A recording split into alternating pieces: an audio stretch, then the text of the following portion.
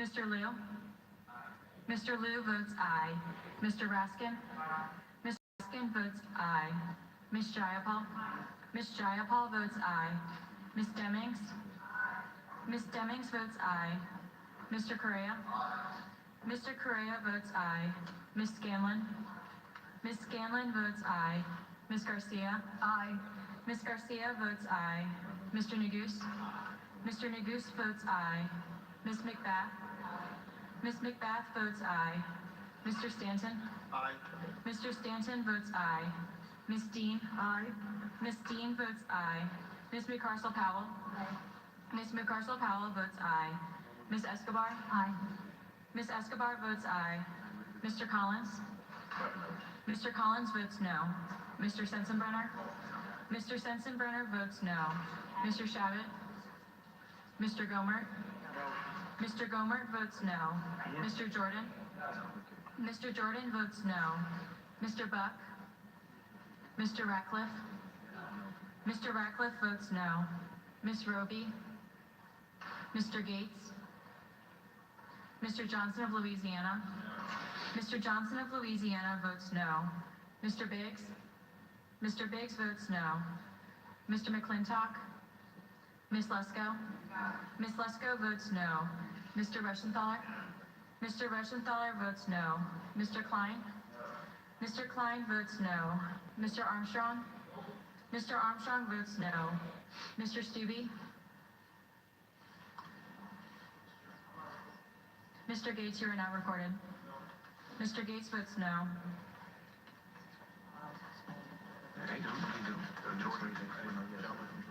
Gentleman from Georgia? Yes. Mr. Johnson of Georgia votes yes. Gentleman from Florida?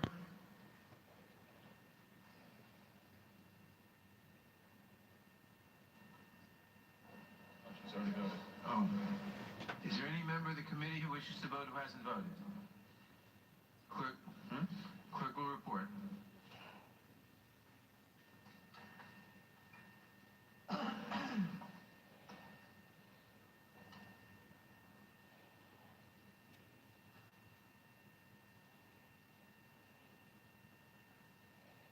Mr. Chairman, there are 22 ayes and 12 noes.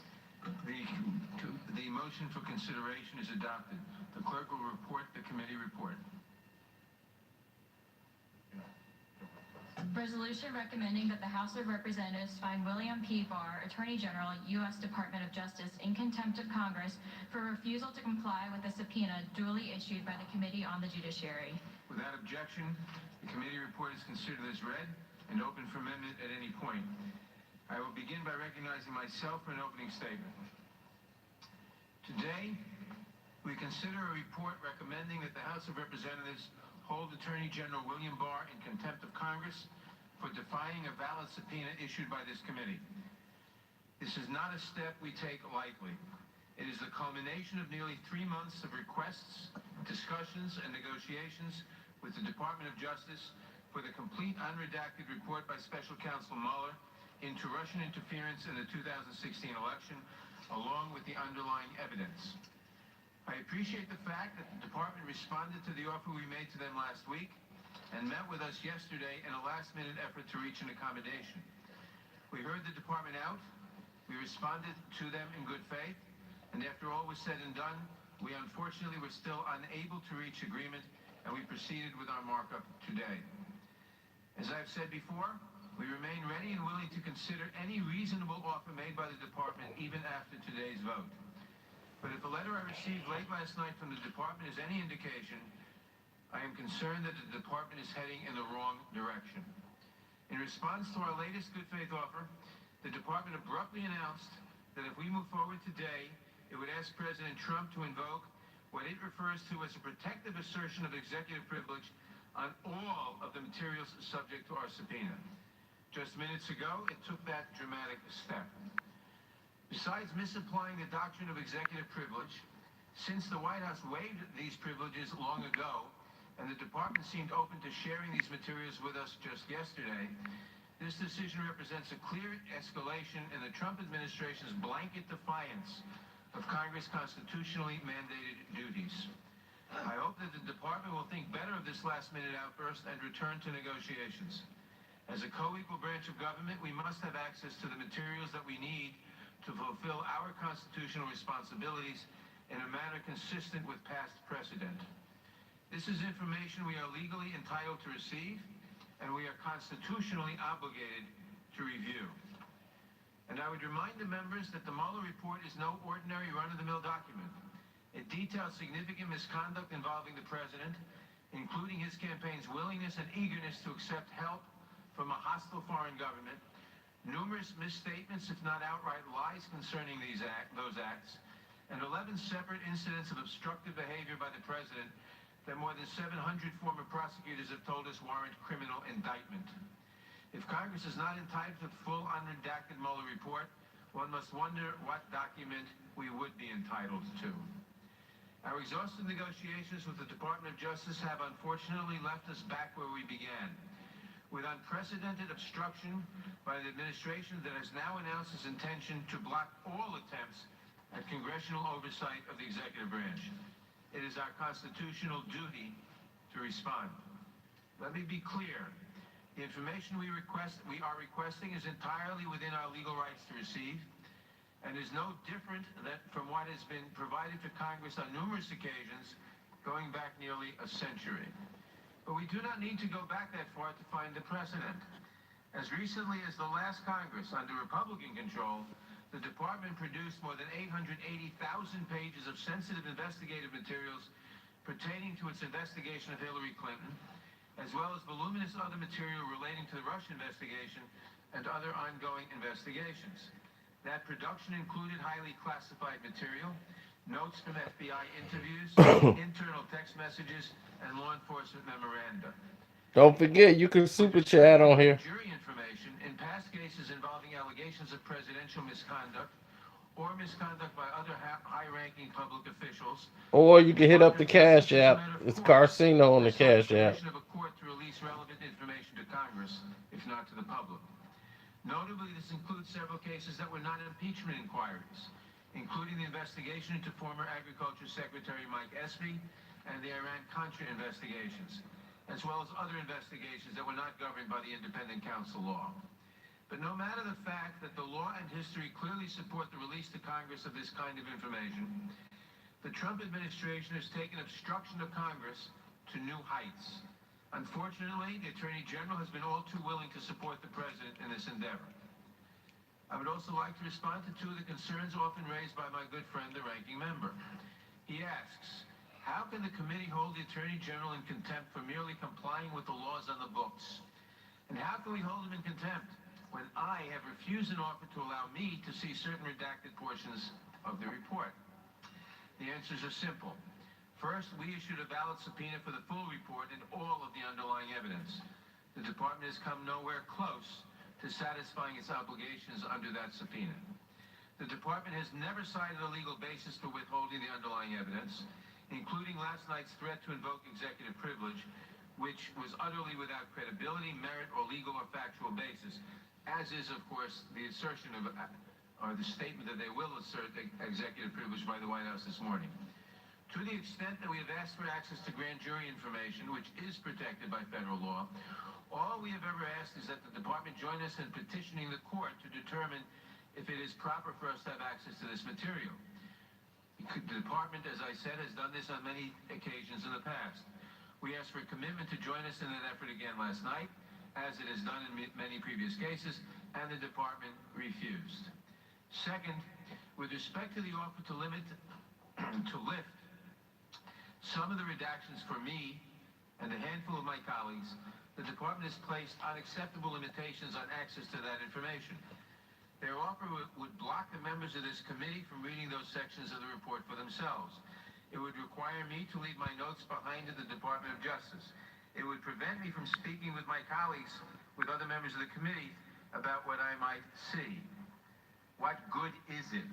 Of what use can this committee make of information that I have but can't discuss with any other member of the committee? I have consistently stated that if we are to do our jobs as members of the House Judiciary Committee, all of the members require meaningful access to the report and the underlying documents. We need to be able to confer with each other about what we have seen. We need need to be able to take official action on what we have seen, if warranted. And if necessary, we need to be able to inform a court of law of what we have learned, even if perhaps under seal. If we can find an accommodation that satisfies those basic principles, I would be happy to continue negotiating with the Department of Justice. But now, by invoking executive privilege on all of the materials subject to our subpoena, that process has come to a screeching halt. The administration has announced, loud and clear, that it does not recognize Congress as a co-equal branch of government with independent constitutional oversight authority, and it will continue to wage its campaign. Thanks for the super chat, Mr. Call. It says it will oppose all subpoenas, presumably regardless of its merits. It is saying that it does not recognize Congress having a constitutional oversight authority over the executive branch.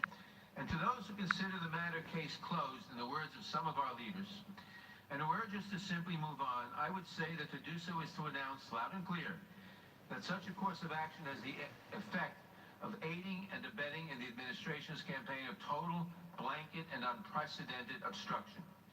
The Trump administration and its enablers may brazenly try to cover up the misdeeds uncovered by the special counsel. But in this committee, we will represent the American people and ensure the truth is known. I urge my colleagues to think about how the department's latest position and their insistence on ignoring our subpoena affects our committee over time. Our fight is not just about the Mueller report, although we must have access to the Mueller report. Our fight is about defending the rights of Congress as an independent branch to hold the president, any president, accountable. Every day we learn of new efforts by this administration to stonewall Congress, and through Congress to stonewall the American people.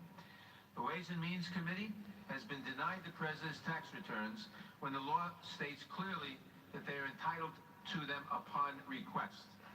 The chairman of the Oversight and Reform Committee has been sued in his personal capacity to prevent him from acquiring certain financial records from the Trump organization. The president has stated that his administration will oppose all subpoenas, and in fact, virtually all document requests are going unsatisfied. Witnesses are refusing to show up at hearings. This is unprecedented. If allowed to go unchecked, this obstruction means the end of congressional oversight. As a co-equal branch of government, we should not and cannot allow this to continue, or we will not be a co-equal branch of government. I urge my colleagues, whether or not you care to see the full Mueller report, and we should all want to see the complete report, to stand up for the institution. Thanks for the super chat. I appreciate it. We'll have a full debate today on the measure before us. I hope that at the end of it, we will do what is right. The White House invoked executive privilege, so they're voting to hold Attorney General Barr in contempt. A valid subpoena. No person, not the Attorney General, not the President, can be permitted to be above the law. That is what is at stake today. I urge all of my colleagues to support this report. I now recognize the ranking member of the Judiciary Committee, the gentleman from Georgia, Mr. Collins, for his opening statement. Thank you, Mr. Chairman. Mr. Chairman, this, and the folks watching here, this slog continues. Last week, I urged you and my fellow members of the Judiciary Committee Democrats to respect the histories and traditions of this committee and conduct its business accordingly. We still have a crisis on our southern border. China is stealing our intellectual property, yet here we are, wasting another valuable week of legislating calendar against the majority's war against the administration. Thank you, Shawn Michael. I appreciate the love. Attorney General Bill Barr in contempt of Congress. So let's take just a few moments and go through this. What is the justification for holding Attorney General Barr in contempt of Congress? Perhaps that he failed to abide by the special counsel regulations? No, he went above and beyond what the regulations required by transmitting the full report to Congress with limited redactions. Could it be that the Attorney General failed to accommodate the chairman's demands for information? No. He offered to let the chairman and 5 other Democrat leaders review the less redacted report at the Department of Justice, including a 99.9% unredacted volume on obstruction. In an odd move for anyone demanding access to information, the chairman and the other elected Democrats given access have declined to view that report.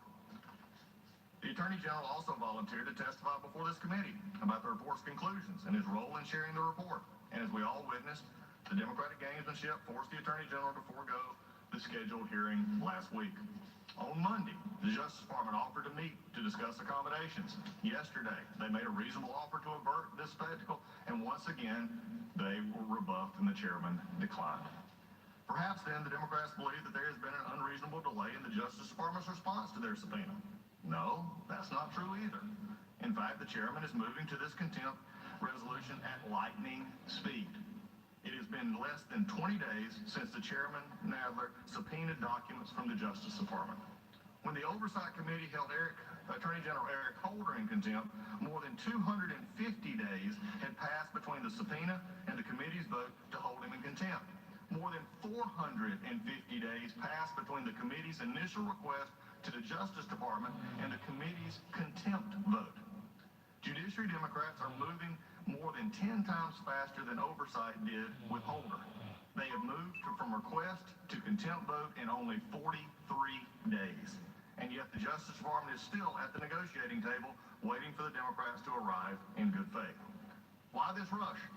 Without any valid legislative or administrative reason, we can only assume the Democrats that are led by the chairman have resolved to sully the Bill Barr's good name and reputation to accomplish two goals.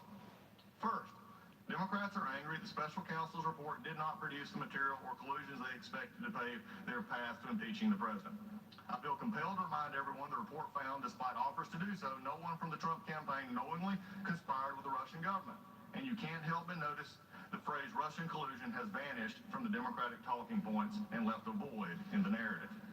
Since the special counsel did not make a prosecutorial determination of obstruction, which was his job, the Attorney General and the Deputy Attorney General did so according to their mandates as law enforcement officials while giving no credence to the Office of Legal Counsel's opinion regarding that of sitting presidents.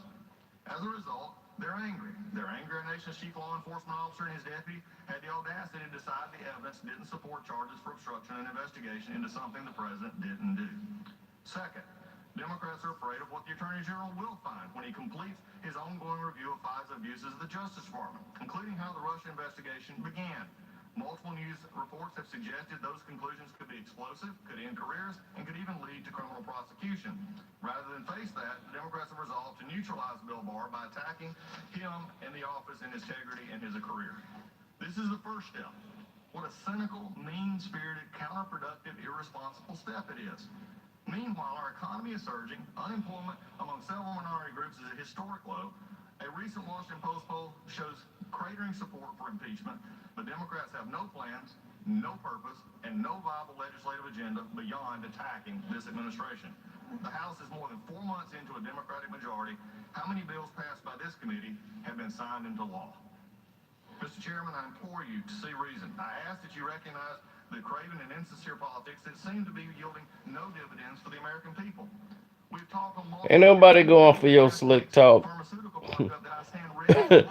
They holding dude in contempt. And my battery about to die, y'all. So thank you guys for coming in here. Finally, Mr. Chairman, I'd like to quote a fellow member of Congress. As a member I'm at of Congress, I treat 1%. persons of